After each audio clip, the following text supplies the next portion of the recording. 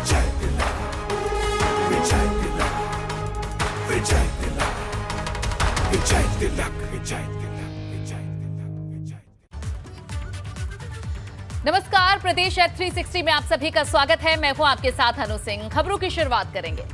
पश्चिम बंगाल में भाजपा को शिकस्त देने वाली ममता बनर्जी ने यूपी में भी भाजपा को हराने का ऐलान किया था और भाजपा को सीधी चुनौती देने के लिए ममता बनर्जी अब प्रधानमंत्री नरेंद्र मोदी के संसदीय क्षेत्र वाराणसी पहुंच गई हैं। लेकिन बुधवार शाम जब ममता बनर्जी गंगा आरती के लिए वाराणसी के दशाश्वमेध घाट पर पहुंची तो वहां भाजपा कार्यकर्ताओं ने उनका जमकर विरोध किया। उनके काफिले के सामने आकर मोदी मोदी के नारे लगाने लगे।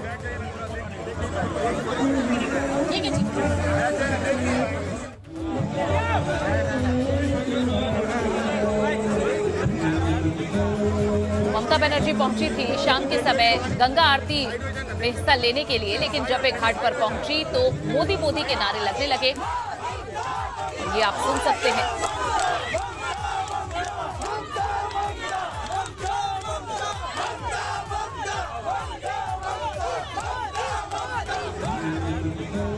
हालांकि ये जो नारे अभी आपने सुने, ये वहां मौजूद सपा कार्यकर्ताओं ने ममता बनर्जी और अखिलेश यादव के पक्ष में नारे लगाने शुरू कर दिए थे। जब बीजेपी के कार्यकर्ताओं ने मोदी मोदी के नारे लगाए तो उसका जवाब ये था।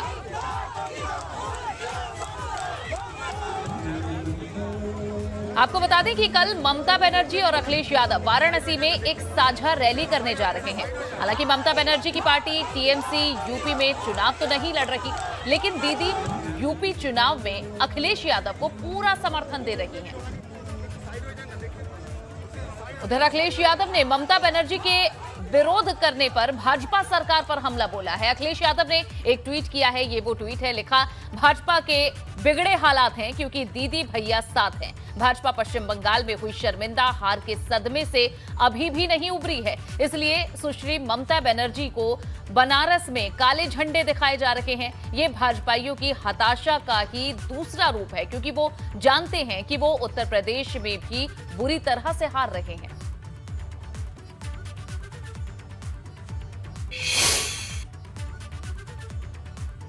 तो अखिलेश और ममता बनर्जी कल काशी में हुंकार भरेंगे। कल हरहुआ प्रखंड एड़े गांव में पूर्व मुख्यमंत्री अखिलेश यादव और पश्चिम बंगाल की मुख्यमंत्री ममता बनर्जी की एक संयुक्त जनसभा होने जा रही है।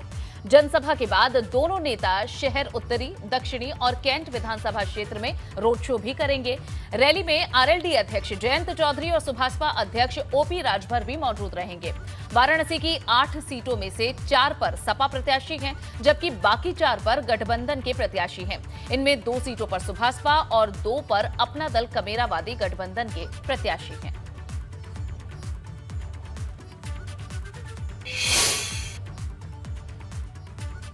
कल जिस वक्त यूपी चुनाव के छठे चरण का मतदान चल रहा होगा, उसी दिन प्रधानमंत्री नरेंद्र मोदी 3 दिन के लिए पूर्वांचल में डेरा जमाने वाले हैं।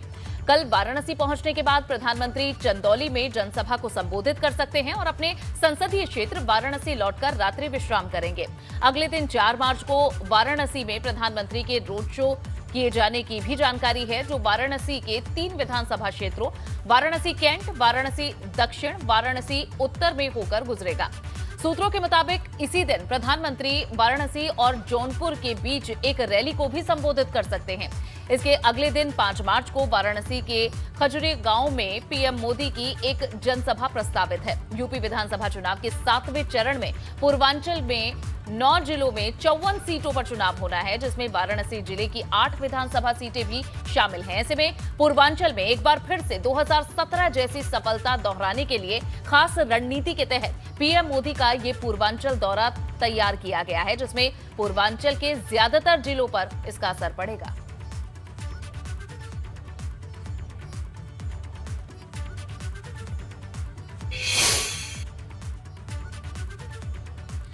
सातवें चरण के लिए प्रधानमंत्री मोदी ने पूर्वांचल में पूरी ताकत झोंक दी है। आज उन्होंने गाजीपुर और सोनभद्र में रैली कर विरोधियों पर बड़ा हमला भी बोला। गाजीपुर में पीएम मोदी ने माफिया मुख्तार अंसारी के नाम का जिक्र कर कहा कि गाजीपुर के लोग वो दौर नहीं भूले जब कृष्णानंद राय को गोलियों से छलनी कर दिया गया था।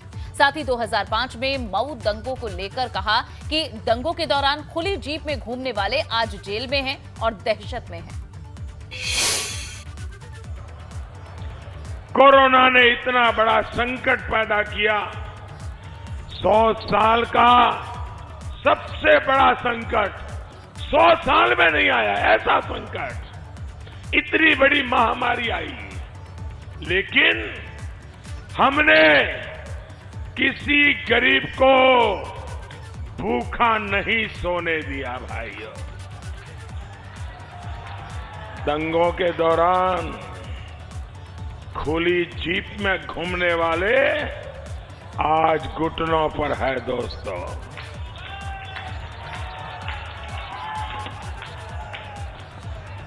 पहले की सरकारों के समय जो दहशत थी, उसकी जगह अब गरीबों के कल्याण ने ले ली है।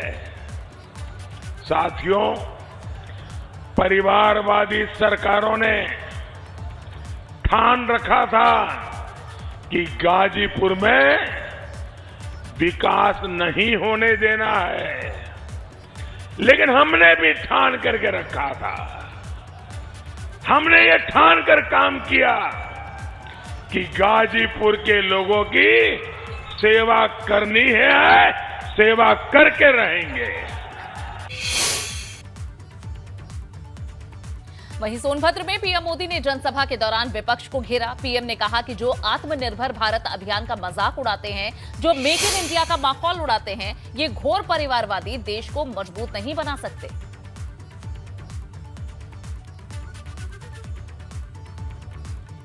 ताकतवर बनेगा जब दूसरे देशों पर भारत की निर्भरता कम से कम होगी।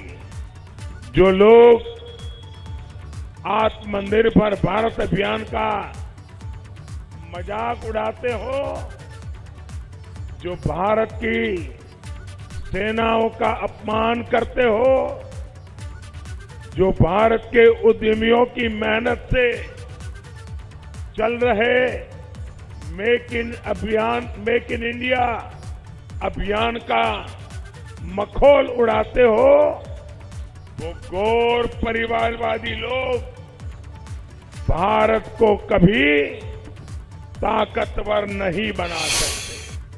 उधर भदोई में भी भाजपा ने पूरी ताकत झोंक दी है। डिप्टी सीएम केशव प्रसाद मौर्य ने कहा है कि बाहुबली विधायक विजय मिश्रा का नाम लिए बिना लोगों से अपील की कि यहां गुंडों माफियाओं को बहुत साल तक मौका दिया, लेकिन इस बार किसी के बहकावे में मत आना। बहुत बड़े बड़े गुंडों माफियाओं अपराधियों को बहुत बार मौका दिया है। आप इस बार किसी के बहकावे में नहीं आना। हाथ नहीं रहे हो आप लोग, दोनों हाथ में डरते नहीं किसी से। पहले बहुत डराने की कोशिश की जाती थी, लेकिन मैं जानता हूं आप डरने से अब जैसे पूरा उत्तर प्रदेश डर से बाहर हो गया, भय से बाहर हो गया है, वैसे ही भदोही भी निर्भीक होकर के कमर खिलाने के लिए, भाजपा की सरकार बनाने के लिए एक साथ खड़ा हुआ है।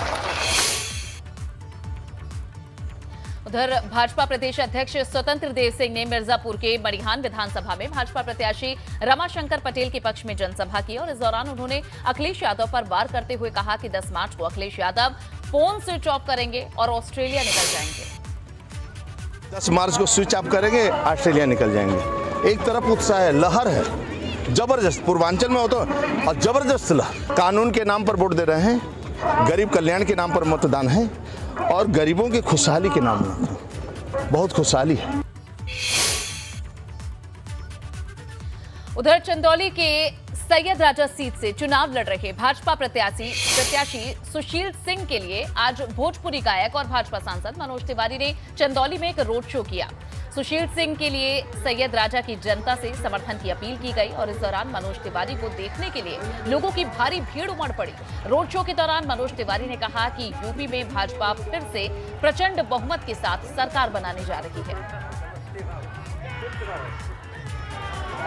एकरा के रिस्पॉन्स बोलल भी छोट शब्द हो जाई, एकरा के जन सैलाब कहीं, जनता के प्यार के जैन सैलाब बा। सैयद राजा सहित पूरे उत्तर प्रदेश में बीजेपी के गजब के उत्कर्ष बा। योगी मोदी के दिल में विश्वास बन गिल बाटे जनता के, और यही विश्वास प्रचंड बहुमत लेके आ रहल बा। इन तमाम नेताओं के साथ ही सीएम योगी आदित्यनाथ ने भी 7वें चरण के चुनाव के लिए पूरा दम लगा रखा है। आज उन्होंने मऊ से लेकर आजमगढ़ तक ताबड़तोड़ रैलियां की। सीएम योगी की जनसभा में बुलडोजर पर सवार समर्थकों की तस्वीर ने यहां सबका ध्यान खींचा। वहीं सीएम योगी ने मऊ में बुलडोजर और माफिया को लेकर विपक्ष पर बड़ा हमला भी बोला। सीएम योगी ने कहा कि सरकार दमदार तरीके से सेवा कर रही है और माफिया कीड़े की तरह रेंगता नजर आ रहा है। वहीं बुलडोजर को लेकर सीएम योगी ने कहा कि हमारी सरकार का बुलडोजर बोलता नहीं है, चलता है और बड़े बड़े माफियाओं की बोलती बंद कर देता है।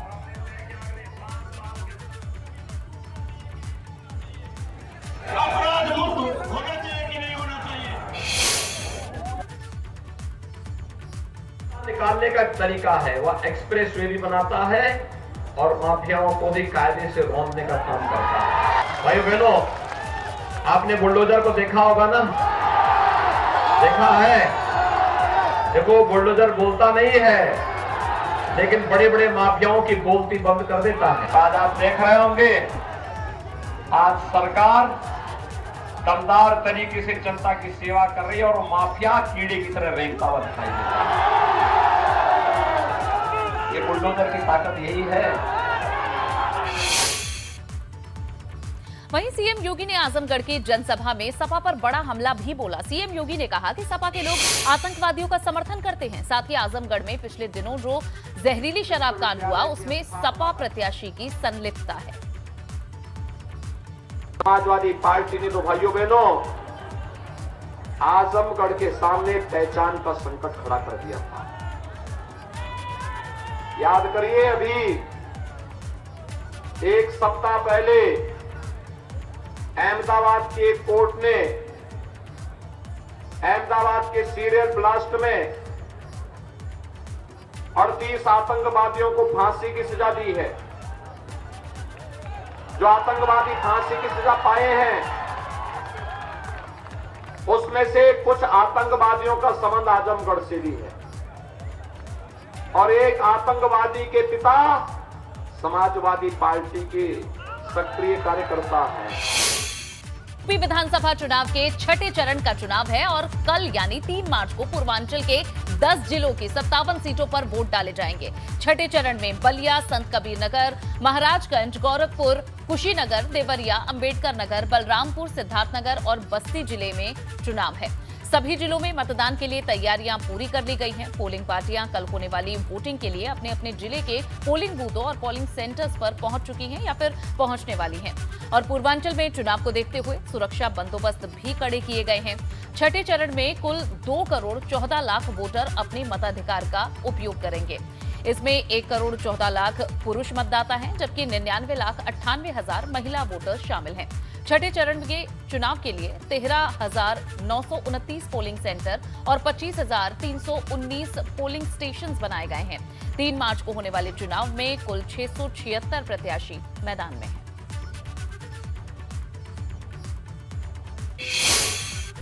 कल होने वाले छठे चरण के चुनाव से पहले मुख्यमंत्री योगी आदित्यनाथ ने ट्वीट कर जनता से छठे चरण में बढ़ चढ़कर मतदान करने की अपील की है।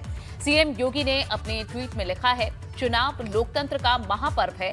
इस महापर्व में आप सभी की सहभागिता अनिवार्य है। आपका एक एक वोट अमूल्य है। आपका हर एक वोट उत्तर प्रदेश के साथ साथ देश की प्रगति को नवीन दिशा देने वाला है। आप अवगत हैं कि विधानसभा चुनाव के 5 चरण संपन्न हो चुके हैं। छठवें चरण का मतदान 3 मार्च को होना है। पहले मतदान फिर जलपान का संकल्प लेते हुए लोकतंत्र के सजग नागरिक का दायित्व निर्वहन करने में अपनी महत्वपूर्ण भूमिका निभाइए। सीएम योगी ने सभी लोगों से अपील की है कि वे कल वोट जरूर डालें।